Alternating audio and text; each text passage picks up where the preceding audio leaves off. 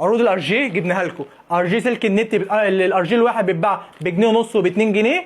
انا جبت لكم الار جي الواحد، ولا اقول لك بجنيه حتى الواحد. انا ببيع بالكيس، ببيع بال500، انا ببيع جمله مش ببيع قطاعي. كيس الار جي اللي فيه 500 ار جي، مش هقول لك الواحده بجنيه يعني كيس فيها 500 جنيه، لا خالص. انا هقول لك، ولا هقول لك الار جي نفسه ب 75 زي ما الناس بتعمل جمله وكلام زي كده، لا. انا ببيع لك الكيس كله على بعض. الكيس كله عامل كام؟ ولا اقول لك 300 ولا 400 ولا الارقام دي. الكيس الار جي كله عامل 250 جنيه. هي الار جي واقف معاك بنص جنيه بالظبط. انت بقى عايز تبيعه بجنيه، بجنيه ونص، ب 2 جنيه زي ما انت عايز.